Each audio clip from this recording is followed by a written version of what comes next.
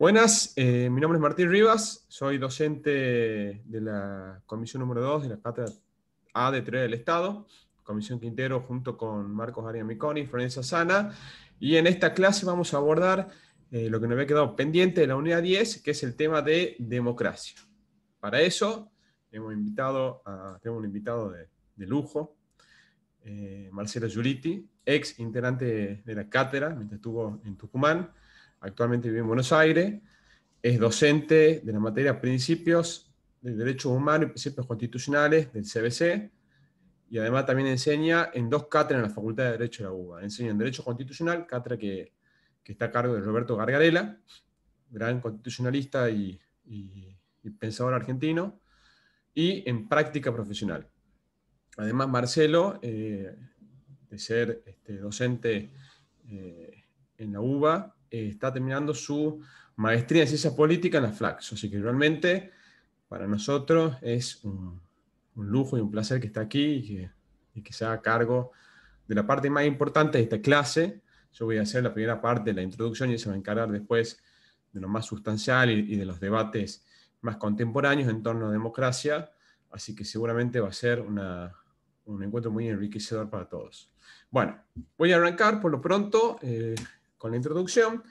Algunas aclaraciones que me parecen pertinentes hacer con respecto al texto que tenemos, un texto nuevo.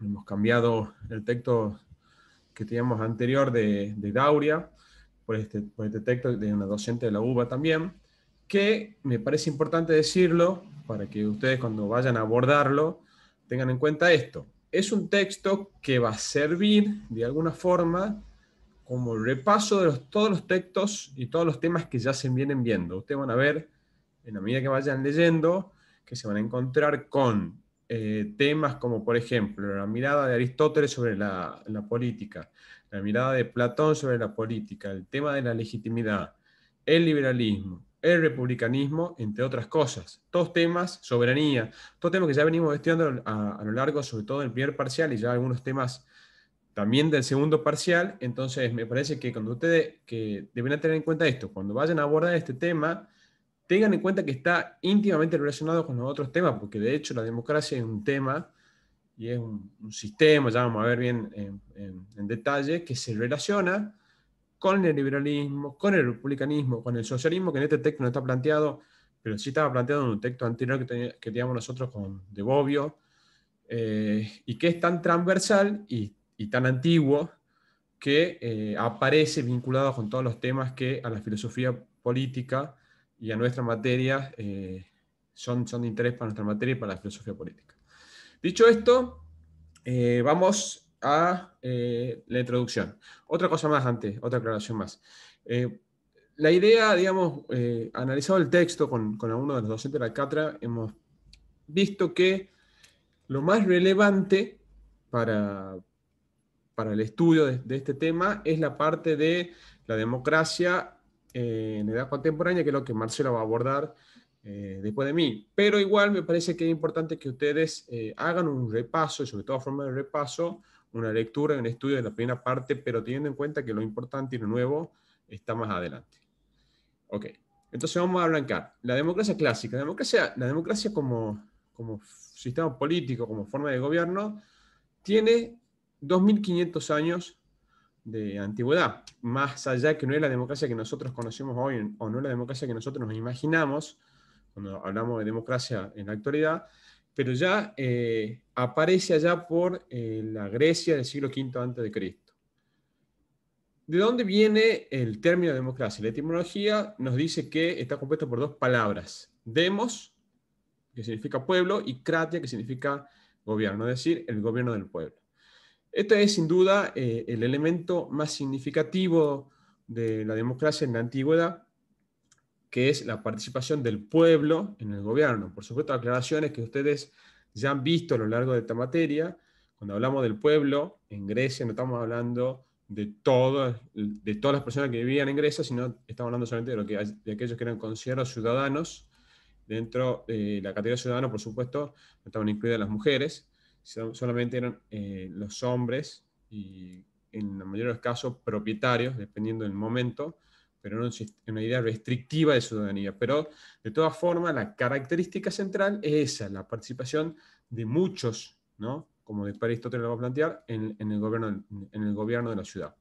¿Cuáles son las características? Autonomía, como primera característica central. Esto implica que nadie toma, en el sistema democrático griego, y en particular el ateniense, nadie toma por los ciudadanos las decisiones de cómo se va a vivir, cuáles van a ser las decisiones de políticas públicas que se van a tomar, sino que son los ciudadanos, en forma libre, los que definen cómo van a arreglar su convivencia, cuáles van a ser las necesidades públicas, cuáles van a ser aquellas decisiones fundamentales que se tomen, y no tan fundamentales, le van a decir ellos mismos.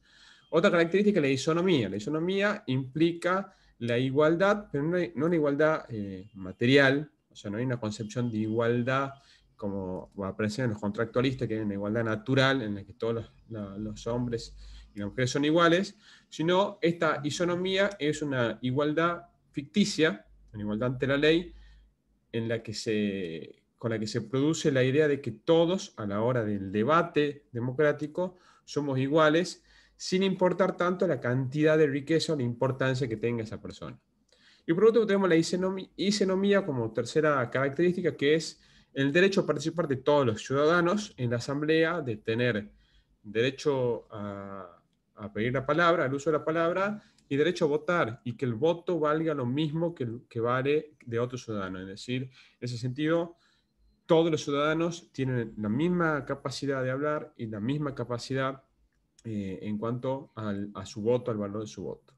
¿Cuál es el fundamento de esto? Y también ya lo hemos visto en muchas bolillas anteriores, la participación plena y la participación necesaria. Ustedes saben que, y esto es muy, muy vinculado a la mirada de Aristóteles, de que el hombre es un animal político, social y político, y que no se entiende en este momento histórico y en Atenas la existencia de la vida de una persona sin participar en la política, sin participar en las cosas, en los asuntos públicos. Este es el fundamento, digamos. La democracia se entiende y funciona así porque hay una idea de que todo ciudadano tiene que necesariamente, es una obligación y un motivo de vida, participar en la política de la ciudad, debatir, pensar los temas que son comunes y elegir las soluciones a los problemas que existen. Esa participación, como decíamos recién, en el gobierno del pueblo, esa participación es tan necesaria que es el elemento central de la democracia en la Atenas del siglo V a.C.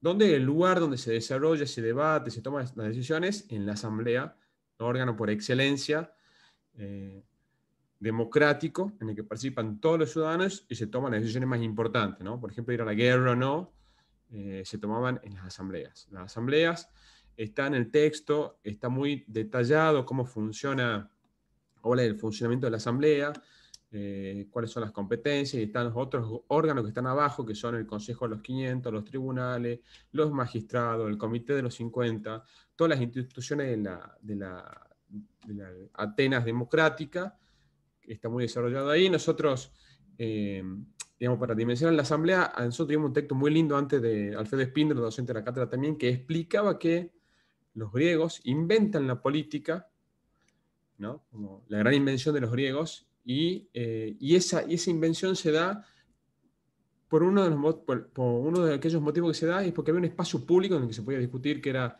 el ágora o la asamblea, lugar donde la gente se encontraba y podía debatir sobre las necesidades de la ciudad y las soluciones que se podían encontrar. ¿Cuáles son los ideales políticos de la democracia clásica o la democracia de los griegos? La igualdad entre los ciudadanos, ya hemos dicho eso, la isonomía, la libertad, y esta libertad que después, vamos a ver cuando lleguemos a la parte de la modernidad, que es una libertad distinta a la libertad que entendemos nosotros. Esta es una libertad donde uno, para ser libre, tiene que participar en política y tiene que asistir a la asamblea, tiene que ocupar los cargos que le tocan a lo largo de su vida, y si uno no ocupa ese rol activo en la política, no es libre. El respeto a la ley es otra de las características, y la justicia. Eso es, de una forma, el panorama que tenemos de la democracia clásica. Dos cosas que me parecen importantes resaltar, y ustedes lo tienen en el texto. La mirada de Platón y Aristóteles, como una mirada de la mayoría de los pensadores, de los filósofos de la antigüedad, veían a la democracia como una forma mala de gobierno. para ambos es una forma mala. No la peor de todas las formas de gobierno posibles, pero sí una forma mala. Y es una mirada que en toda la antigüedad está vigente y que recién empieza a revertirse mucho más adelante en la modernidad y quizás un poco más todavía. De hecho, como hemos visto ya en la clase de socialismo, hasta la década de los 70, en el siglo XX, la democracia estuvo en duda como la mejor como la forma ideal de resolver las desigualdades y se proponían otras vías políticas como la violencia armada. Entonces, digamos, me parece que en ese sentido, entender que la democracia se discute sobre si es una buena forma o no desde la antigüedad hasta hace muy poco. Yo creo que después del 83 acá en la Argentina y en el siglo XX en el mundo, el mundo ha terminado de definir que la democracia es la mejor forma posible, pero eso ya vamos a hablar un poquito más adelante, pero eso, cuando ustedes vean las críticas que se hacen a la democracia, tengan en cuenta por qué. Me parece que para no dar mucha más vuelta, vamos a avanzar. Antes de entrar en la tradición republicana, decir dos cosas con respecto a la etapa medieval. La autora dice ahí básicamente que hay un silencio del pensamiento democrático, de la forma democrática, y eso se debe a dos factores. El primer factor, la hegemonía de la iglesia y de la vida que implicaba en la Edad Media el catolicismo, y por otro lado la aparición de los imperios y después de la vida feudal. Eso también ya no hemos visto mucho, hemos visto el liberalismo, así que me parece que no hace falta mucho ahondar en esa idea, pero tengan en cuenta que en ese periodo desaparece la idea de democracia y la idea de que la mayoría, o que el pueblo, la mayor parte del pueblo, defina la política de su ciudad. Salvo dos excepciones que ahí están, que Bobbio las dice. Primero en Roma, la costumbre como fuente jurídica, como fuente del derecho, sobre todo la costumbre contra legem, y luego la idea de soberanía que aparece también en la Edad Media, un poco más adelante, que entiende que el pueblo le deriva o le otorga o le delega el poder a los gobernantes, pero que son ellos los que tienen el poder y son los soberanos, y el gobernante solamente lo tiene prestado y tiene que hacer uso de ese poder en beneficio del pueblo que le dio el poder. Digamos, esas son las dos ideas vinculadas con la democracia en la Edad Media. No me quiero entretener mucho en eso para avanzar directamente a la tradición republicana y democracia y cómo se entrelazan estos dos conceptos. Primero, lo primero que hace la autora acá es hablar de la mirada de Maquiavelo. Dice que con llegada a esta etapa, que también ustedes ya la han estudiado cuando estudiaron Maquiavelo en la primera parcial, hay una vuelta a la idea de política, a la idea de la construcción humana, de las necesidades, de las definiciones, alejada de lo divino, y por eso la autora dice que de alguna manera se recupera la política después de siglos en la que la política fue abandonada, y que hay principios constitutivos vinculados con el republicanismo, que lo voy a leer acá para que quede constancia y ustedes cuando vayan a estudiar lo tengan en claro. Y dice que los principios constitutivos del republicanismo y que tienen vinculación con la democracia son: el hombre es un animal político, volviendo a la tradición aristotélica; la asociación política necesaria e indispensable; un hombre bueno debe ser también un buen ciudadano, y aparece también ahí una mirada aristotélica del bien común, del fin de la forma de gobierno, ¿no? La mirada teleológica aristotélica. Un sistema político está constituido por buenos ciudadanos. El ciudadano posee como atributo central y característico la virtud cívica, ¿no? En la virtud aplicada a la política, ¿no? La virtud distinta. La virtud cívica es la inclinación de los hombres a procurar el bien en todos los asuntos públicos. El mejor sistema político es aquel basado en la igualdad de los ciudadanos en ciertos aspectos fundamentales: la igualdad ante la ley, la ausencia de dependencia, la ausencia de jerarquía, etc. Los sistemas políticos son solo legítimos si un gobierno participa todo el pueblo. Lo que ustedes ya vieron cuando vieron el republicanismo con Wenceslao, la idea está de libertad como no dominación, y la idea de que solamente se puede limitar la libertad de los ciudadanos si los ciudadanos participan en esa limitación de la libertad y se hace a través del derecho, de la ley y no de la voluntad de una persona. La preocupación del republicanismo, ¿cuál es? Evitar la corrupción del poder y evitar que el poder quede en las manos de una sola persona, ¿no? La idea esta de que la única forma en que nosotros somos libres es si nosotros mismos nos autolimitamos, es la idea central del liberalismo. Y en ese sentido, el republicanismo viene a ser la contradicción o la contracara de el principado. Es decir, Maquiavelo va a decir que hay dos tipos de sistemas políticos, los principados y las repúblicas.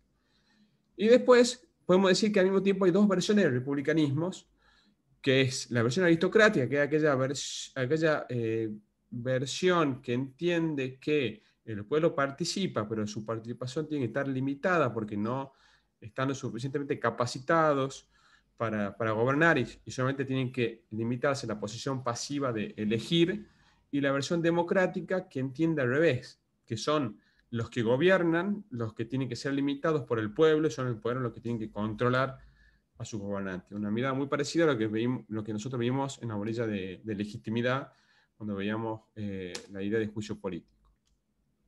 Por último, la última vinculación de democracia, ahora en este punto con el liberalismo, ya han visto también esta parte cuando vieron la orilla del liberalismo. La principal preocupación del liberalismo, ¿cuál es? Es la limitación del poder. La idea del liberalismo parte de, y esto está acá, la concepción, digamos, centrales, el sujeto como poseedor de derechos, que son derechos naturales, que le corresponden como individuos por el solo hecho de ser, por ser seres humanos. Ese sujeto tiene derechos y esos derechos tienen que ser garantizados con respecto al Estado. Entonces lo que el liberalismo hace es poner límites al Estado que se generan en forma de garantías, ¿no? Entonces el liberalismo lo que hace es garantizarle a los individuos el límite que el poder del Estado no va a poder cruzar nunca y la esfera, digamos, de protección que va a tener con respecto al Estado. Otro concepto central, la representación como método democrático, a diferencia de la participación, y esto es importante entender cuando vemos la democracia antigua, la democracia liberal, que la democracia liberal es lo que nosotros tenemos como democracia hoy en día. La democracia liberal solamente funciona de forma representativa, es decir, nosotros elegimos a nuestro representante. Es la cláusula constitucional que dice el pueblo no delibera ni gobierna sino a través de sus representantes. Esa representación como método es una de las características centrales que tiene la democracia hoy, y a diferencia de la democracia de la antigüedad, que como ustedes veían, esa democracia era una democracia participativa directa, en la que todos los ciudadanos iban a la asamblea, discutían y votaban cada tema que había para discutir, y esta democracia representativa tiene la lógica de que nosotros elegimos quién nos representa y ellos son los que deliberan y votan. No sé, el caso del aborto, que se va a poner en consideración el 29, es un ejemplo de la democracia representativa, donde están los senadores representando a las provincias, que son los que van a discutir esa legislación, o el presidente elegido por el pueblo también, el que nos gobierna, ¿no? Esa idea de democracia indirecta es otra de las características clave de la democracia liberal.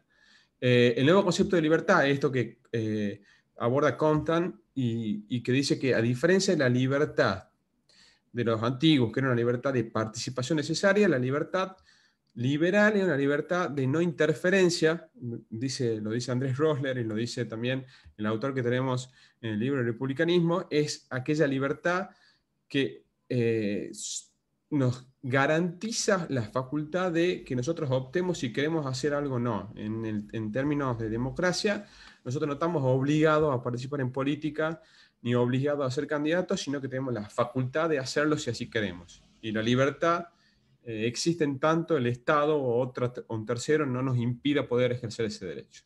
Y por último, el gobierno de las leyes. Esto sí es una característica muy vinculada al republicanismo, que es que no nos gobiernan las personas, sino que nos gobiernan las leyes, ¿no? Esta idea de Max Weber de la dominación legal racional. Concepciones convergentes con el liberalismo y la democracia. Contractualismo, ya lo vieron también, La idea de que la sociedad es fruto de un contrato social en el cual nosotros cedemos parte de nuestros derechos y nuestras libertades para constituir la sociedad civil y el Estado. El individualismo, muy propio del liberalismo, que entiende que la construcción y la legitimación se hace a partir de los intereses del individuo y no de la sociedad. Y por último, el utilitarismo, que es una concepción moral que dice que aquello que está bien o que es bueno o que es correcto es aquello que es mejor para la mayor cantidad, que genera mayor beneficio o mayor goce para la mayor cantidad de personas. Esa es la manera de medir.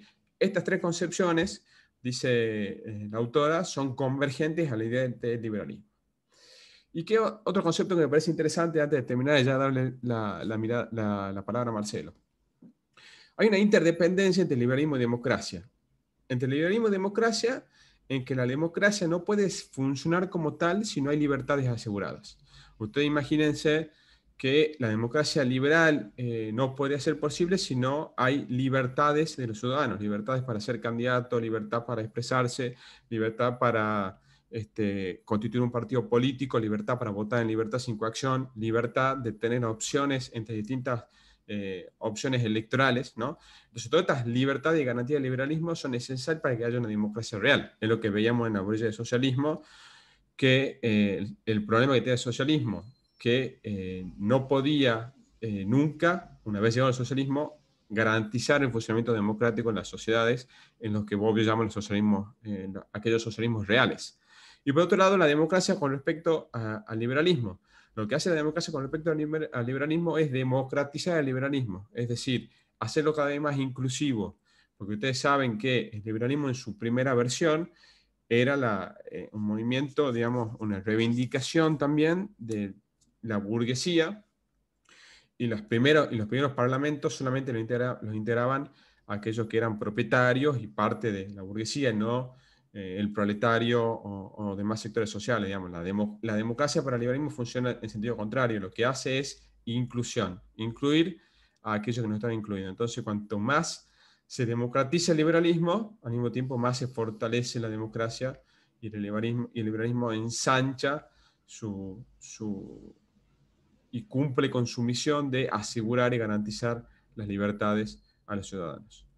Eso es la primera parte, digamos, la parte introductoria. Ahí lo que plantea la autora, cuando hay un capítulo que dice recapitulando, es una idea que no sé si yo la comparto, de que la democracia no ha cumplido o ha generado falsas promesas que no ha podido cumplir.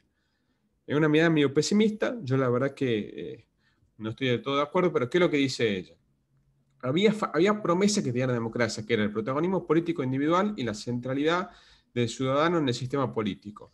La representación de los intereses del pueblo y no de facciones dentro del pueblo.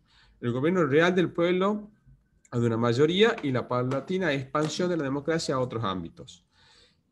La mirada es que eso no se pudo cumplir y que quedó trunca esa promesa y por eso le dice que es una falsa promesa y dice que hay tres obstáculos por los que eso no pudo cumplirse. Primero, la tecnocracia, esta idea que cada vez hace falta gente más especializada en ciertas áreas de gobierno y que eso aleja que el ciudadano común pueda participar en los debates y en la discusión política, porque hace falta tener conocimientos muy específicos para entender ciertas discusiones, que puede ser cierto en algunas áreas, pero no en todas, y en última instancia seguramente siempre se podrá entender que hay miradas y visiones ideológicas con respecto a esto. Burocracia, otro obstáculo. La existencia de autoridades jerárquicas no elegidas de manera democrática, que forman parte de la burocracia estatal y que tienen competencias y que no responden a ningún principio democrático. Y por último, lo que dice la autora, el bajo rendimiento de las democracias. Esos son los obstáculos con los que la democracia se encuentra y los obstáculos para su entendimiento de por qué la democracia no logró cumplir con sus promesas. Esto, por supuesto, es muy opinable y quizá al final después Marcelo haga también alguna mirada suya, pero me parece que eso es lo central y lo más importante de la primera parte introductoria de esta unidad. Ahora sí, Marcelo, te dejo tranquilo para que vos sigas. Gracias, Martín. Bueno, gracias por el espacio, la invitación. Siempre es un tema más que necesario para debatir, más que para eh, hacer una presentación. Entonces, invito, digamos, a que estos conceptos que vamos a ver los tomen en términos y en la forma de invitación a la discusión, digamos, es intentar aclarar el debate actual sobre la teoría democrática sin definir qué es lo que está bien o qué está mal. Esto es meramente, digamos, un desarrollo del debate actual sobre la democracia. Después sí podemos ver al final por qué o hacer algunas reflexiones sobre por qué seguimos hablando de democracia y por qué es necesario seguir hablando de democracia, que eso ya puede ser valoraciones más propias. Pero en este caso vamos a meternos como de lleno en eh, el debate actual contemporáneo sobre democracia. Como decía Martín, la democracia se empieza a colar en la discusión pública y en la discusión política, más que nada de la Europa moderna, casi al final, con críticas particularmente desde algunos autores como Tocqueville, como Rousseau, que ven el desarrollo liberal de la representación política y miran como problema la idea del alejamiento de las personas y esta mirada exclusivamente desinteresada de los asuntos públicos y empiezan a teorizar respecto a una democracia fuerte, a concepciones fuertes de la democracia, que van a tener cabida en parte como decía Martín, en otros discursos. O sea, se van a empezar a tocar con otras concepciones. La democracia va a adoptarse particularmente en la forma de democracia liberal, que es esta que mezcla en parte la participación política y en parte el concepto de la representatividad. Y el resultado histórico va a ser la apertura hacia otros sectores sociales de la democracia, lo que conocemos como la democracia de masas, la apertura hacia todas las personas mayores de edad, prácticamente, con sus altibajos en algunos lugares, o sea, en su primer momento, en la mayoría, solamente varones mayores de 18 años, varones mayores de edad, según las definiciones de cada uno de los países, y muy posteriormente la inclusión de las mujeres dentro de esta masa votante. Y esto va a dar lugar primero, un desarrollo bastante relevante de un nuevo modelo político imperante, no solamente en Europa, sino también en América del Norte y en los incipientes estados americanos de América Latina.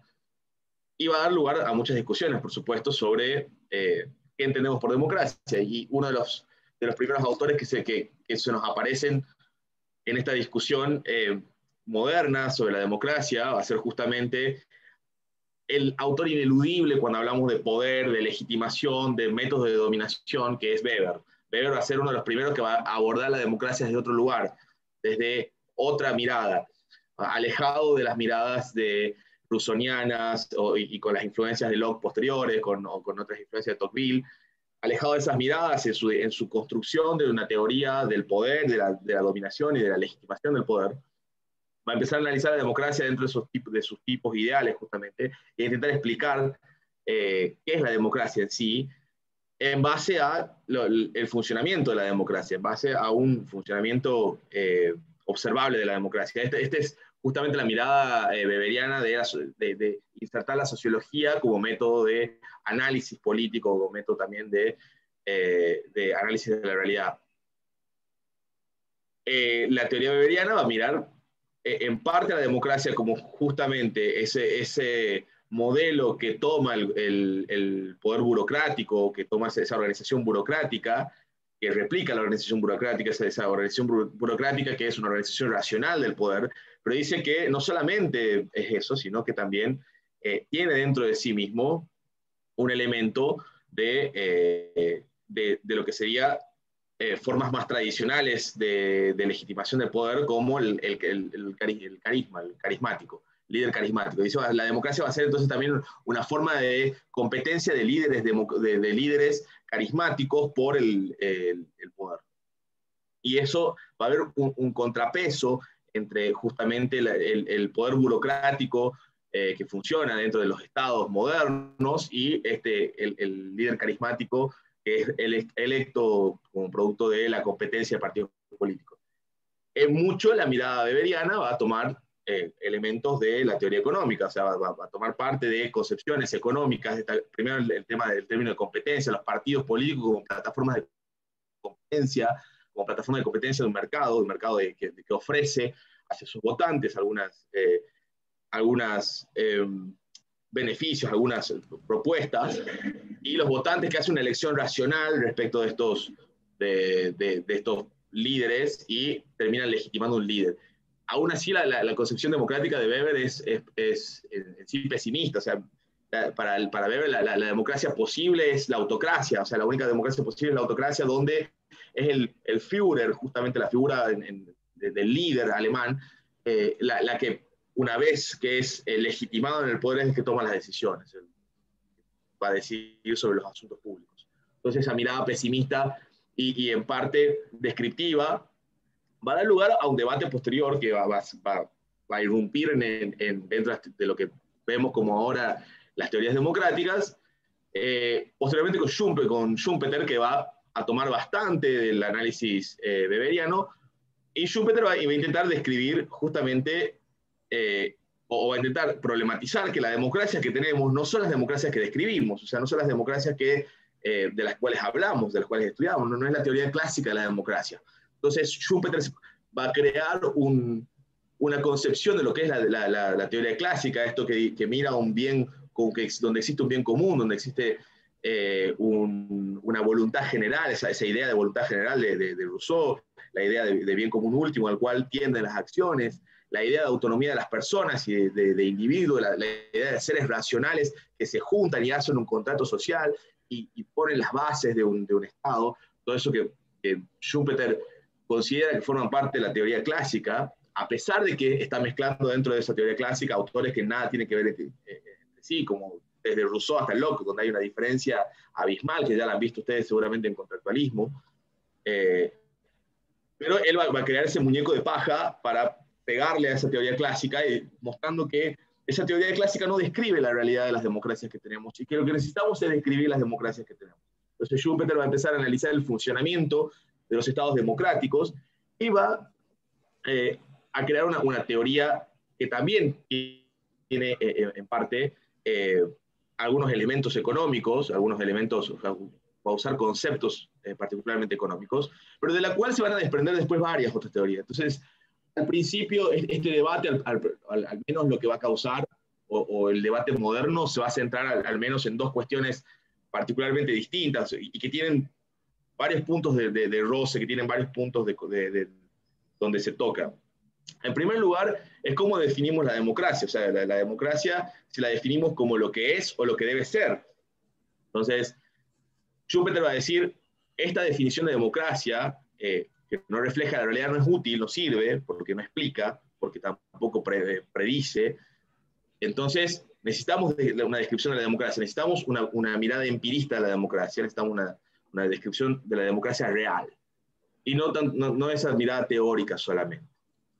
Contra la posición de Schumpeter, y en parte mostrando algunos errores lógicos en los cuales cae Schumpeter, va a surgir varias corrientes normativistas, lo que le llamamos teorías normativas de la democracia, o sea, teorías que prescriben cómo la democracia tiene que ser, o al menos cuáles son los valores a los cuales tenemos que aspirar en un sistema democrático, y van a aparecer como aparentemente contrapuestas a estas teorías.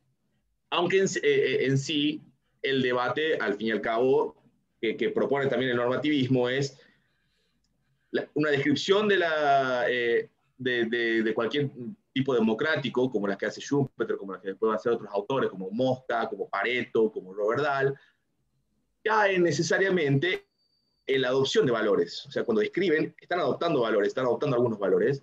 Esa adopción valórica que tienen implica que algunas cosas les parece bien y algunas cosas no les parece bien. Por ende, también es una teoría normativa. O sea, no quedan solamente una descripción acabada de la realidad o una descripción descarnada de la realidad, sino que asumen posturas normativas, asumen posturas de cómo la democracia debe ser, y solamente que esas posturas no las dicen o no están explicitadas en sus textos, no están explicitadas en sus teorías. Entonces, esta primera contradicción pareciera ser medio aparente, pareciera ser más que nada una cuestión complementaria, que después vemos, el texto va a hablar eso sobre el final, sobre las miradas complementarias de la democracia.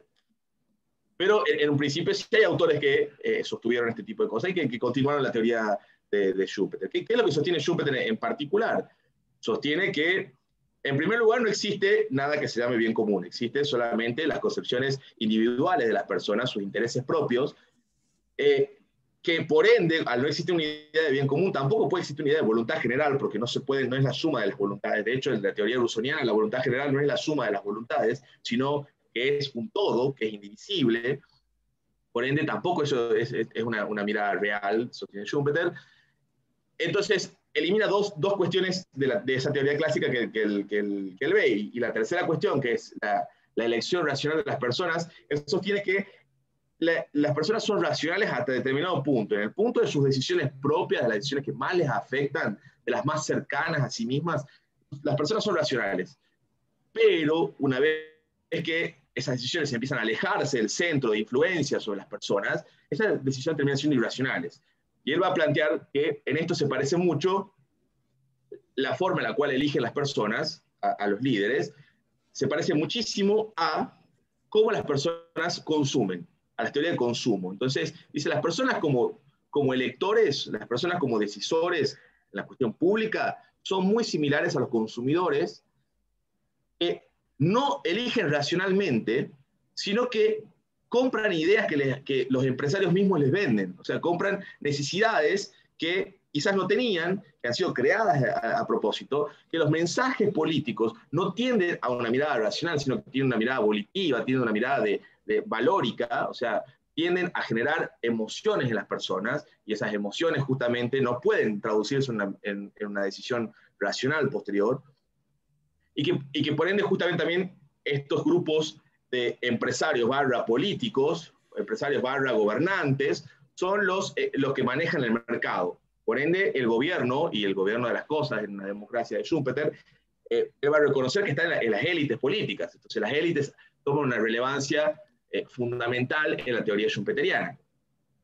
Entonces, la descripción democrática de Schumpeter es una descripción muy pesimista, o sea, tiene una mirada tremendamente pesimista, antropológica, tremendamente pesimista. O sea, mira al hombre como un ser que es absolutamente egoísta, desinteresado, apático, que no se informa de la realidad, que no participa en las cosas públicas, y hace de esto una ley general, digamos, hace una explicación general de la democracia funcionando en base a esta concepción antropológica del hombre, la cual en parte es cierto, pero en parte no explica la realidad, en parte no se explicarían algunos fenómenos sociales desde Schumpeter. Pensemos, por ejemplo, en todo el movimiento feminista, todo el movimiento político del feminismo, que exige fuera de los canales políticos, que de hecho, fuera de todo, de la mayoría de los canales políticos de oferta política, ha logrado introducir exigencias en la agenda pública de un país,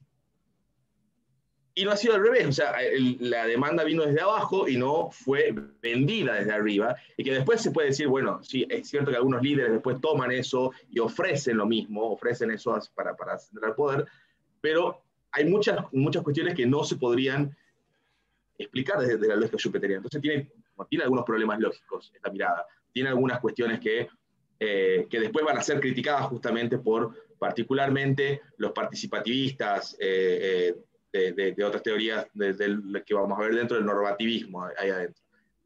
También tenemos a una teoría, o sea, desarrollo de teorías conductistas sobre Schumpeter. El conductivismo es una mirada de que las personas hacen o las cosas son lo que las personas hacen. Entonces, por ende, se hicieron estudios empíricos que en parte comprueban lo que dice Schumpeter, en parte comprueban la mirada de Schumpeter respecto a que las élites son las gobernantes, pero también se desarrolló otras teorías bastante más interesantes o bastante más profundizadas, particularmente todas las que refieren a la teoría económica. Y ahí dentro de las teorías económicas tenemos algunos autores bastante que han sido, que después los podemos después meter en el cuadro siguiente, que es otra discusión, que toman de nuevo esta idea de Schumpeter de que son las élites lo importante. O sea, lo que importa en la política son las élites. y por ende la política queda, o sea, queda en parte de lado. La competencia es entre élites. Las élites compiten por el poder y en esto la democracia resulta un método. O sea, en todas estas miradas empiristas, la democracia resulta un método, resulta un procedimiento, resulta meramente algo formal.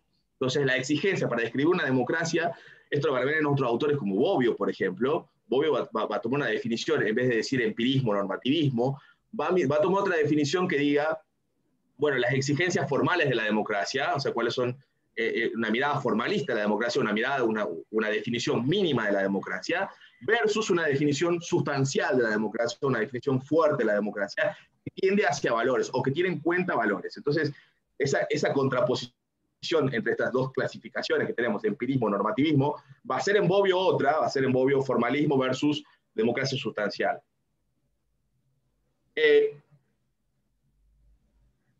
Las teorías económicas particularmente son aún más elitistas o tienden más hacia el elitismo que el propio Schumpeter. Ahí dentro vamos a tener autores como Mosca, como Pareto, que justamente son los que intentan explicar cómo funcionan las élites políticas, o sea, cómo funcionan las élites dentro de los sistemas democráticos, sin discutir, tomando de nuevo esta mirada pesimista respecto de las personas, y también obviando otros espectros de realidades sociales, otros espectros que son, o que no pueden, que si no los incluimos dentro de esta teoría, no podríamos explicar algunas otras cosas, como las que les decía hace un rato. Después vamos a tener una teoría o un desarrollo posterior que va a romper en muchas cosas con el desarrollo de Schumpeter, pero que va a tener en mente varias cosas de este desarrollo empirista, de la explicación de la realidad. Y es el desarrollo de la teoría pluralista. Acá tenemos un autor bastante relevante, que todavía sigue siendo una de las voces más relevantes dentro del debate democrático, y que en nuestro país también tuvo un representante bastante relevante, que va a ser Robert Dahl. Robert Dahl de Estados Unidos va a crear esta teoría que dice, bueno, en realidad no es que tan solo existe una cuestión de mercado, o sea, no es una cuestión vertical de mercado entre líderes que compiten o líderes que toman el poder y se desentienden de los no gobernantes. Dice, lo que existe son grupos de interés, y esos grupos de interés operan de forma racional, no tienen elecciones irracionales, de hecho operan como buscando sus intereses propios, y que hay puja entre grupos de interés, que cada grupo de interés también busca sus representantes, o sea, busca sus líderes políticos que los representen, que la base, o sea, sí hay una competencia entre líderes políticos, pero que no existe solamente una mirada lineal desde arriba hacia abajo, desde las élites compitiendo por el poder, sino que también existe otra vía de retroalimentación, que es el control de los no gobernados sobre los gobernantes. Dice, los no gobernados no se quedan 4 años esperando o desinteresados absolutamente en los asuntos públicos, sino que también exigen, en el medio de ese mandato, exigen cosas, exigen miradas, y no puede desentenderse el miembro de la élite o el gobernante de esos no gobernados, de esos no gobernantes, perdón. Entonces, este doble control que existe de las élites hacia los grupos de interés, de los grupos de interés hacia las élites políticas, es justamente lo que él denomina como poliarquía. Lo que existe en realidad es una poliarquía donde existen controles. De hecho, en el desarrollo argentino, uno de los autores más relevantes, O'Donnell, va a sostener esta teoría de la poliarquía, va a decir, bueno, hay poliarquía, existen grupos de interés que luchan entre sí, que compiten entre sí por debates públicos, que hay en muchos casos esos debates son antagónicos, en muchos casos asumen juegos de suma cero, quiere decir que el que gana se lleva todo, y en muchos casos no, en muchos casos hay una división, esa competencia se da por una división de bienes que permite que varios ganen. Entonces, lo más relevante en la teoría de Robert Dahl y la teoría también de O'Donnell va a ser la negociación política, la negociación por parte de las élites políticas para mantener la estabilidad del sistema. Entonces los grupos de interés van a pujar, van a elegir a sus líderes, y de esa forma los líderes lo que van a hacer va a ser negociar entre sí. Entonces la política está ahí adentro, está en la negociación para mantener la estabilidad del sistema. Y lo que explica el sistema justamente, o lo que reproduce el sistema, es la estabilidad, es el logro de la estabilidad. Cuando ese sistema se desbalancea, cuando hay grupos de interés que sobresalen por demás por sobre otros, el sistema se desbalancea y tiende a la inestabilidad. Y así explica Dahl o O'Donnell por ejemplo, los golpes en América Latina o las democracias inestables de América Latina, la historia de democracias inestables en América Latina, justamente por la predominancia de un grupo de interés y la postergación absoluta de otros grupos de interés y la falta de negociación política, la mirada agonal de la política, esa mirada que intenta destruir al contrario, va a explicar justamente la inestabilidad política. Porque si no, lo que sostiene Dahl, y también va a repetir O'Donnell, lo que sucede es que si miramos si tenemos una mirada respecto a la democracia como algo exclusivamente vertical, habría muy poco cambio entre las élites políticas, o sea, habría muy pocas modificaciones, no se explicarían los cambios entre élites políticas. Lo que explica los cambios justamente la competencia que tienen que asumir esas élites políticas y la influencia de los grupos de interés, cómo van a influir los grupos de interés o no. O'Donnell va a tomar un punto más allá, que va a decir, no solamente existe esta poliarquía donde hay ese doble control, donde existe ese control vertical, sino que también existe un control horizontal entre élites. Dice, también existe un control horizontal porque las élites ocupan distintos lugares dentro de la política. No solamente ocupan el poder legislativo, también hay élites judiciales, también hay élites en el poder ejecutivo. Entonces lo que hacen es controlarse entre sí. Eso le va a llamar accountability horizontal. Es un concepto que lo van a repetir bastantes veces, o lo van a ver bastantes veces en lo que es teoría democrática. Contra estas miradas realistas de la democracia, o que tienden a describir la democracia, va a haber muchas críticas de la vereda del frente, particularmente de aquellos que se contraponen, o sea, particularmente las críticas van a ir hacia los valores que se sostienen respecto de estas teorías. Dicen, bueno, también muchos describen, pero en realidad lo que están haciendo es describir la democracia como un proceso de elitismo, o sea, describir la democracia como un sistema elitista y aceptarlo y validarlo, por ende. Entonces, describimos la democracia como élites que compiten entre sí. Bueno, pero hay un valor ahí. Se está poniendo como valor que cuando voy a describir o cuando miro una democracia, lo que miro, si quiero nombrar democracia, si quiero decir qué es democracia y qué no, voy a buscar el valor élites compitiendo. Lo que dice, en realidad, si queremos definir una democracia, tenemos que ir hacia otros valores. Entonces, las distintas miradas de la democracia, estas miradas liberal, populista, participativa, deliberativa, van a tener otras miradas respecto a qué le llamamos democracia. Entonces, una mirada liberal clásica de la democracia va a decir la democracia es aquel lugar donde se respetan o donde se promueven las libertades individuales de las personas, donde se maximiza las libertades individuales de las personas y se respeta básicamente el principio de autonomía y el principio de reserva de las personas. Eso como va a ser el valor, lo que define una democracia. Es ese lugar donde en el debate, donde en el autogobierno colectivo, defendemos el valor de libertad. Las democracias populistas van a ser las que ponen el valor en las mayorías, o sea, las que ponen, son también llamadas democracias mayoritarianistas, porque ponen una mirada exclusiva en las luchas o las contraposiciones históricas que existen entre mayorías y minorías, particularmente teniendo en cuenta las clases sociales, teniendo en cuenta esta mirada, y en su mayoría las teorías populistas tienden a ser de izquierda, tienen en cuenta justamente la mirada respecto a la cuestión social. Existen clases sociales y por ende las luchas entre clases, la democracia liberal resulta solamente un método de abstención o de postergación de las luchas sociales y no posibilita o no permite lo que son justamente los triunfos de las minorías oprimidas, las mayorías oprimidas sobre las minorías opresoras. Entonces, la democracia populista va a poner el punto en otro lado. La democracia es aquello donde se respeta esa voluntad de la mayor cantidad de personas, del pueblo, y que esa es una lucha agonal, es una lucha donde existen contraposiciones que no pueden ser salvadas, o que no pueden ser salvadas y que tienen que ser tomadas por decisiones mayoritarias. Entonces, es una mirada también valórica de la democracia, o sea, hay un valor según el cual definimos la democracia.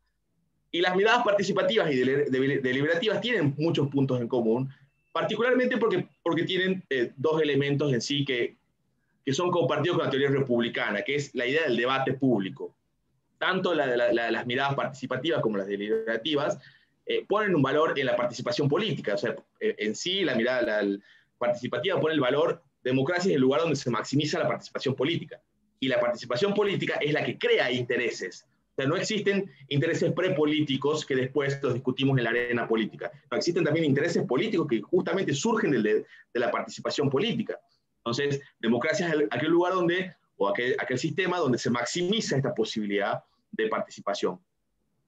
La idea deliberativa tiene en sí muchos puntos de contacto con esto. Sale de autores como Habermas, autores como Nino en Argentina, autores como Dworkin en Estados Unidos, Rawls también, que toman una idea deliberativa fuerte de la democracia, y van a sostener que la fuerza justamente de la democracia está en el debate, porque el debate público es lo que legitima las decisiones. El debate público resulta no solamente un método para tomar decisiones, sino que tiene un valor en sí. Por ejemplo, autores como Nino le van a asignar un valor, dice, epistémico, o sea, un valor que tiene el valor de crear algo, valor de conocimiento, porque dentro del debate público, primero, podemos conocer la posición del otro, podemos arrepentirnos de decisiones propias, podemos cambiar nuestra forma de pensar, y la decisión a la cual lleguemos, después de haber debatido, después de haber tenido ese debate robusto que se solicita, es justamente la decisión más legítima porque es más imparcial,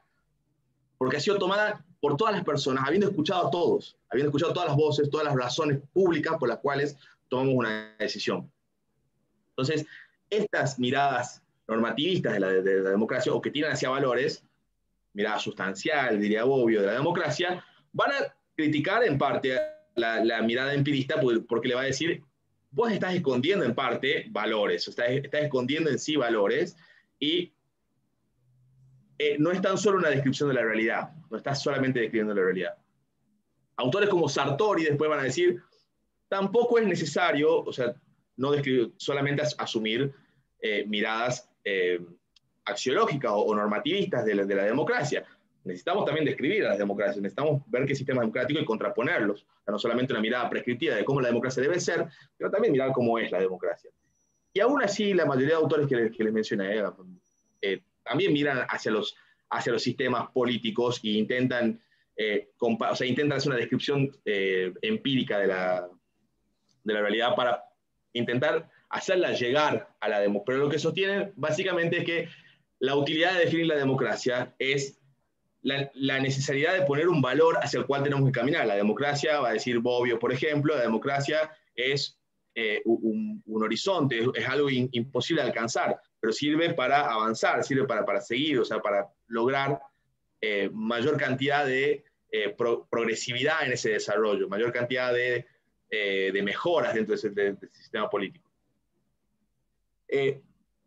Entonces, sobre esta fue como la primera discusión un tanto metodológica de cómo tenemos que definir la democracia. Pero hay otra discusión bastante de fondo que entra dentro de esto y que justamente es la que le va a decir, o sea, o la que va a plantear las teorías más axiológicas de la democracia, las teorías más prescriptivas, más normativistas de la democracia, van a ir a discutir cuál es el rol de las élites políticas dentro del sistema. Entonces, en esto tenemos teorías elitistas y antielitistas, o sea, vamos a tener ahí como dos polos. Porque, en parte, las teorías descriptivas también defienden en sí el funcionamiento de las élites políticas, o sea, como un sistema más eficiente. Es más eficiente porque tomamos mejores decisiones, tomamos decisiones más rápido. Las personas que suelen llegar suelen ser más formadas, por ende, es mejor delegar, es mejor una democracia delegativa, donde delegamos en especialistas, en técnicos, las decisiones más difíciles, y por ende, en las decisiones en las cuales el pueblo, las personas, no tendrían mucho para aportar porque no saben, porque no entienden o porque no les interesa básicamente, pues son apáticos, porque no están fuera del debate porque quieren estar fuera del debate, versus otras visiones de la democracia que dicen el rol del pueblo en la democracia tiene que ser central. Ahí vamos a tener particularmente las miradas participativistas o pluralistas o deliberativas de la democracia, que van a disputar esa idea de sentido común. O sea, la idea de sentido común es a partir de, en realidad, y de una concepción que es bastante clásica, que está por ahí dando vueltas en Kant, que está también en Stuart Mill, que es la mirada de la autonomía. O sea, van a partir de la mirada de la autonomía y de la igualdad. O sea, va a haber, la democracia tiene que tender a la igualdad, tiene que tender hacia la autonomía, tiene que maximizar la autonomía y maximizar la libertad, ambas cosas.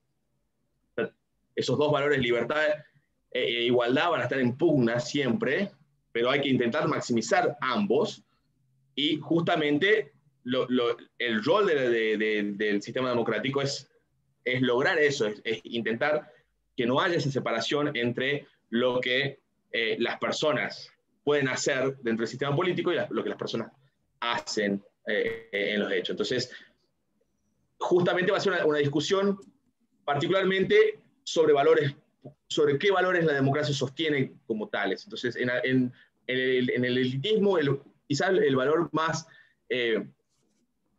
más loado por los autores sería el valor estabilidad o el valor eficiencia o eficacia, digamos, cómo llegamos a mejores decisiones con el mejor resultado para todos. O sea, porque encima el elitismo no es que se desentiende, no dice esto causa beneficios para todos, nada más que tengo que dejarlo aparte de la decisión pública, vis a vis un debate que dice el mejor o las mejores decisiones son aquellas en las cuales las personas participan, porque nadie es mejor juez sobre sí mismo que uno mismo. O sea, nadie es juez sobre su propia vida, nadie es mejor juez sobre su propia vida que uno mismo. Entonces, esa idea fuerte de participación política y de soberanía, que viene desde Rousseau, que viene desde Tocqueville, que viene en Argentina desde Moreno, que en Estados Unidos en Jefferson, Paine, la idea del autogobierno colectivo va a ser la más fuerte dentro de esta discusión.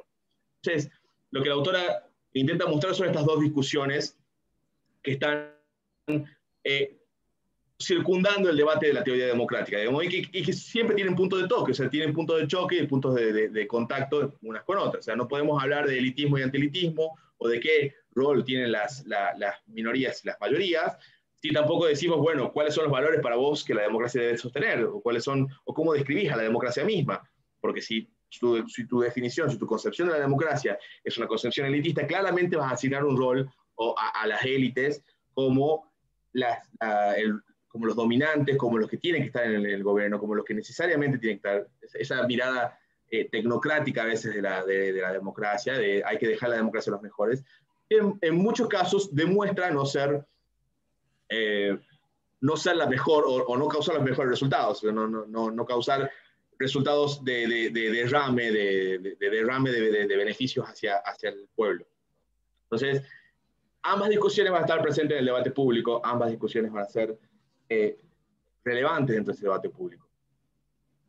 Y después va a haber una discusión también respecto, justamente, cuando vamos a hablar sobre democracia, sobre, bueno, cuáles son las condiciones necesarias para que hablemos de democracia. Y acá es el terreno quizás más fangoso de todos,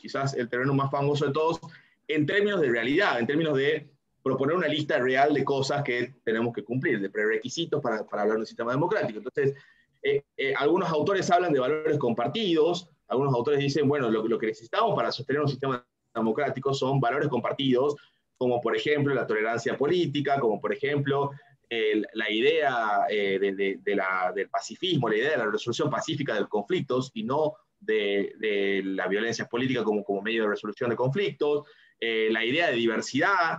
Esos valores tienen que ser compartidos en la sociedad. Y de hecho, en aquellos lugares donde no son compartidos, las democracias tienden a la inestabilidad. Entonces, va a ser muy difícil lograr un sistema democrático en aquellos lugares donde los valores no son compartidos. Y de hecho, por ejemplo, hay autores que sostienen que justamente eso se genera más problemas, por ejemplo, cuando hay diversidad religiosa o diversidad étnica dentro de los estados, porque los valores, particularmente dentro de las religiones y de las etnias, no suelen ser valores compartidos en sí, y suele haber contraposiciones fuertes, y eso va a tener la inestabilidad del sistema político y va a tener la inestabilidad o a la dificultad para generar un sistema democrático. Entonces, en parte, algunos reconocen como valores compartidos la necesidad o el prerequisito esencial. Otros autores, aparte de los valores compartidos, dicen, bueno, también autores como, por ejemplo, Dahl, sostiene que no solamente son necesarios valores compartidos, sino también acuerdos entre las élites políticas. O sea, justamente el rol de las élites políticas dentro de la democracia, como el rol que le asignan a la élite política dentro de la democracia, vemos, acá nos fijamos cómo la concepción de democracia va a determinar también cuáles son los requisitos para tener una democracia. Bueno, Dahl, que sostiene una visión de democracia de élites, de democracia de competencia entre élites, va a sostener que es necesario el acuerdo entre élites, y es necesario el acuerdo en decir, bueno, respetamos todas las mismas reglas de juego, sabemos que el sistema, o sea, que hoy puedes ganar vos, hoy puedo ganar yo, pero que este es el sistema, que no nos vamos a mover de este sistema, que no vamos a recurrir a la vía armada, que no vamos a recurrir a minar el sistema político, para justamente una democracia. Y Dale mucho está mirando a Estados Unidos, o sea, está mirando los acuerdos de élites que existen entre los partidos gobernantes, particularmente entre el Partido Republicano y el Partido Demócrata. Acuerdo que, por ejemplo, en las últimas elecciones estuvo en pugna. O sea, si vemos las últimas elecciones en Norteamérica, el Partido Republicano atacó el sistema mismo, o sea, puso en duda el sistema mismo, dijo, este sistema es fraudulento, este sistema no sirve. Entonces, cuando patean el tablero así, justamente lo que pasa, va a decir, o cualquier teórico que sostenga esto, va a decir, acá hay inestabilidad, va a haber inestabilidad del sistema político porque uno de los prerequisitos de la democracia no se está dando, que es el acuerdo, acuerdo fuerte entre las élites.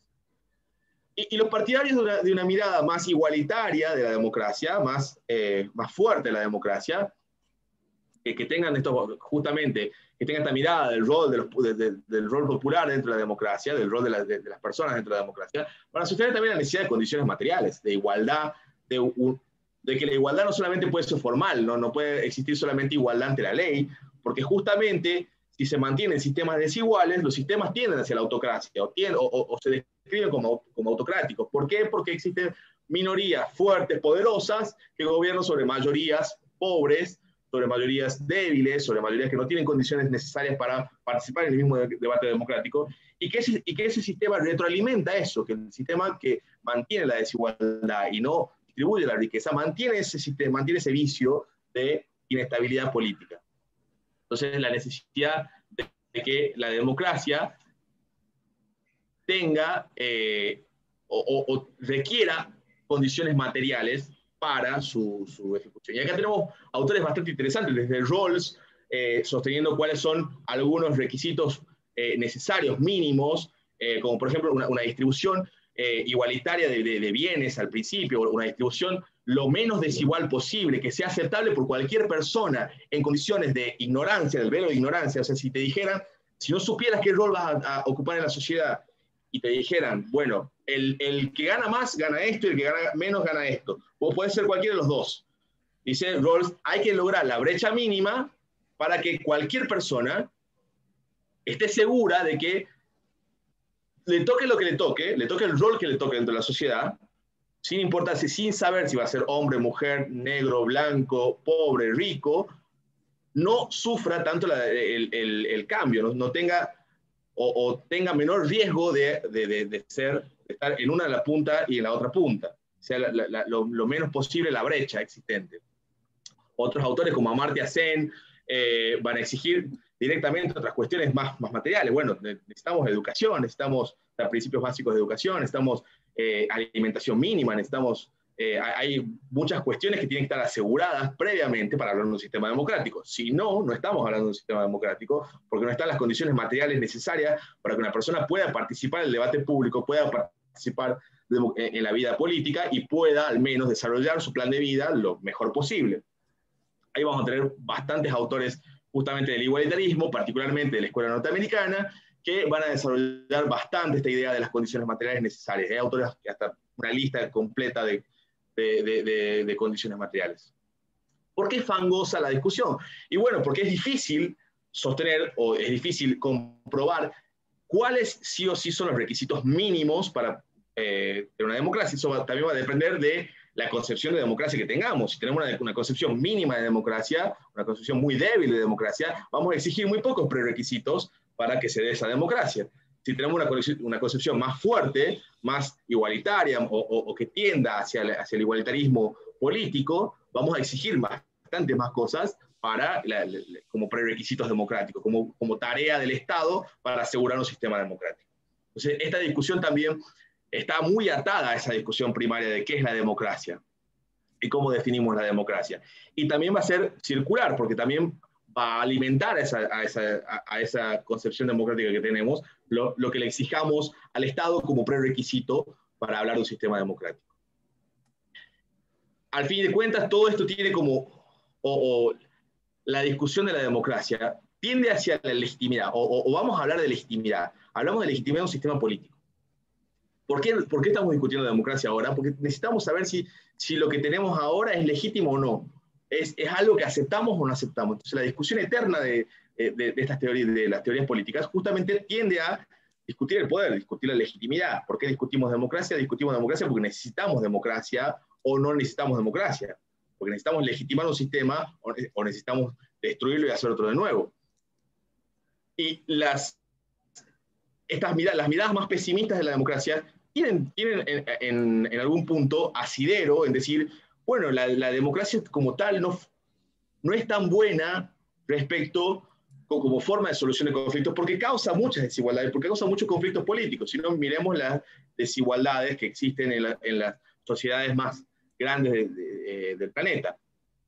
Existen muchas desigualdades tanto en todo lo que es América, o sea, tanto América del Norte como América Latina, y son sistemas democráticos. Entonces, ¿sirve o no sirve la democracia? Y aún así, aseguran pisos mínimos de participación o de incidencia de las poblaciones respecto a quiénes son los gobernantes, y entonces miramos con desconfianza, por ejemplo, casos como el de Cambridge Analytica, donde una empresa manipuló los focos de interés de las personas para lograr el voto a un determinado candidato. Entonces, también nos hace mirar con desconfianza si las personas en sí mismas realmente están informados, realmente tienen la capacidad de decidir mejor sobre sus propios asuntos, cuando en realidad terminan eligiendo algo que termina siendo contrapuesto a lo que ellos, o a lo que sus intereses les indicarían. Entonces, hay algunos miedos y de hecho el resurgimiento de muchos grupos políticos extremistas, particularmente grupos extremistas de derecha, o grupos negadores que tienden o critican al Estado en sí, no solamente como organización política, sino al Estado democrático liberal, porque no sirve, porque pone muchos palos en la rueda para que las personas puedan ejercer su trabajo, porque no sirve, es una carga innecesaria, porque coarta las libertades, porque también defiende minorías con las cuales no estamos de acuerdo. Entonces, también hay un ataque de los dos lados sobre la democracia. Entonces, el horizonte próximo del sistema democrático, si bien después de los 80 parecía asegurado, parecía casi estable, de la democracia liberal, de partidos políticos que compiten entre sí para obtener el voto de las personas y generar el mayor bienestar posible, está en crisis nuevamente. Estamos viviendo un periodo de crisis del paradigma democrático que al menos si miramos Europa desde los 50 y si miramos el mapa completo de los 80, venimos impulsando porque justamente ha mostrado sus fallas, ha mostrado algunas grietas. Ahora, la invitación sigue a por qué seguimos defendiendo la democracia como método, no solamente como método, sino también como un fin en sí mismo. O sea, no solamente porque es el mejor método para tomar decisiones, porque en algunos casos puede no resultar el mejor método para tomar decisiones, y esto siempre hay que tener cuidado con las definiciones utilitaristas que hagamos de la democracia. No es el mejor método para tomar decisiones porque es el que mejor asegura Hay veces que no. Hay veces que otros métodos autocráticos o tiránicos son bastante mejores porque toman la decisión más rápido y la toman mejor y de hecho pueden... Entonces, ¿por qué seguimos defendiendo la democracia al día de hoy? Bueno, también tenemos que buscar el fin en sí mismo. En esto, parte es responsabilidad del debate que hagan ustedes. O sea, parte del descreimiento de la democracia es el descreimiento de justamente las generaciones que no han vivido otros sistemas o la competencia con otros sistemas que no han sido la democracia, la competencia con la violencia política, por ejemplo. Entonces, parte del por qué seguimos defendiendo la democracia, al menos esto a título personal, ya que me han invitado, me han dado palabra, es el medio que mejor asegura que las personas puedan ser lo que quieren ser, puedan lograr lo que quieren lograr y que tengan la mayor cantidad de bienes que quieren tener. O sea, que tengan la mejor distribución de bienes que puedan llegar a tener. Al menos en mi mirada valórica es es como método es lo mejor.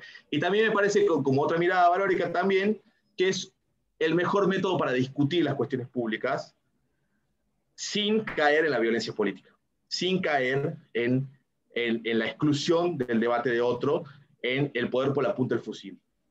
O sea, es el mejor método, el que genera menos cantidad de daños en ese sentido, el que mayor maximiza la autonomía, la libertad, la igualdad, y el que menos genera daños respecto a los valores de la paz, el valor de la paz y de la, de la vida pacífica. Entonces, eso como una mirada propia. Ahora, esto es una invitación al debate también, o sea, esta parte de la clase también implica una invitación al debate. Esta mirada o que la clase sea teórica en sí, no implica que no tenga una cuota de esto de replicarse en la realidad política de cada uno de ustedes, una realidad política que nos incumbe a todos. Entonces, también es una invitación para seguir discutiendo, para seguir charlando sobre democracia, para seguir viendo si o cómo mejoramos el sistema democrático, cómo hacemos para tener una mejor democracia más fuerte. No sé si querés meterte ahí en el medio, Martín. No, la verdad que excelente, Marcelo, la clase. Muy detallada, muy completa. Me pareció excelente la parte, además, de contraposición entre teorías descriptivistas y las teorías prescriptivistas. Y bueno, me parece que, digamos, la complejidad que tiene este tema y la posibilidad de tomar posición en cualquiera de ellas, porque en realidad, si uno se fija, lo que en esta materia tratamos de enseñar es tratar de escribir y teorizar la política en sí misma y sus distintas miradas, sus percepciones, posibilidades, y siempre está en la decisión de cada uno qué posición termina adoptando, ¿no? Si será más liberal, más democrático, más socialista, no sé, que sea más autoritario, dentro de cada posibilidad, digamos, de cada sistema, o cada ideología, o cada forma de dominación, cuál le parece la mejor, pero me parece que es importante tener esta mirada sobre todo y para luego debatir y discutir qué nos parece lo mejor. Yo sin duda creo que, como decís vos, y como creo que nuestro país discutió después de de la última dictadura, yo sí creo que la democracia es la mejor forma de gobierno posible, ¿no? Hay una frase de Churchill muy buena que decía, la democracia es el peor de los sistemas, excluyendo el resto, ¿no? Excluyendo todos los demás. Y yo creo que es así. Y yo sí creo que en esta cuestión, que me parece muy interesante que hablabas vos recién, de las condiciones materiales mínimas y de la faceta sustancial de la democracia, yo sí creo que la democracia implica no solamente un conjunto de reglas que son fundamentales para que haya democracia, eso sí, me parece que así, sobre todo el respeto por la minoría y la tolerancia, me parece que eso, digamos, dentro de los procedimientos tiene que ser un norte, pero además creo que sustancialmente también la democracia, si no se la entiende de forma sustancial, no es democracia, ¿no? Digamos, me parece que yo soy partidario de eso. De hecho, vos sabés que hay una frase a mí de Alfonsín que me gusta mucho, que es la famosa frase icónica: cuando la democracia se come, se cura y se educa. Esta idea de que la democracia iguala, que la democracia está para generar igualdad en los aspectos básicos de la vida y además nos permite discutir y resolver de la mejor manera posible los puntos de divergencia que como sociedad atravesamos. Digamos, esta discusión sobre el aborto, que ya viene hace tiempo, que tuvo un debate profundo hace 2 años, hace dos, ¿verdad? Sí, hace 2 años, y que ahora se vuelve a discutir. Y la forma, digamos, me parece que es el mejor ejemplo, ¿no? La manera en que nosotros todos hemos vuelto a pensar el tema, los argumentos que hemos escuchado, el estudio que significó eso, y la forma en que muchas personas cambiaron de posición, te da la pauta de que la democracia sirve para discutir, sirve para encontrar soluciones intermedias, porque muchas veces uno termina en la discusión democrática, en el debate, cediendo en parte de los intereses que tiene y encontrando puntos en común, y eso asegura la convivencia política de la mejor manera, ¿no? Esto que decías vos recién, como el espacio en el que la política puede encontrar las soluciones para que los distintos grupos más allá de que nuestra sociedad no es tan diversa como otras, no sé, como, no sé, podemos decir Sudáfrica, ¿no? O Bolivia, o países que tienen mucha diversidad ideológica, étnica, religiosa, donde es mucho más difícil, pero en otro país, más allá de que no tiene todos esos componentes, sí tiene una diversidad ideológica que la democracia ha sabido resolver, y no basta con mirar las leyes civiles, ¿no? Que se han ido aprobando de la democracia para acá, y cómo problemas que parecían no tener solución han ido encontrando su punto medio y sus soluciones. Eso es lo que pienso al respecto. No sé si quieres agregar algo más o... Creo que por mi parte, ¿no? Darte las gracias de vuelta por la invitación. Siempre es un placer volver a la Facultad de Derecho de la UNT, en este caso de manera virtual. Siempre es un placer poder volver a mi alma mater, al lugar donde me formé, donde aprendí a enseñar también, y más con estos temas que siempre han sido los que más me han apasionado en mi vida. Así que ha sido un placer poder estar acá, y espero que les sirva tanto a los alumnos y a las alumnas, como a nosotros mismos, digamos, para replantearnos, para seguir discutiendo estos temas, para no dejarlos como letra muerta, y espero también poder volver a dar clases en esta materia nuevamente. Realmente. Te agradezco mucho y saludo para todos y que tengan felices fiestas. Estamos grabando esta clase casi ya en Navidad.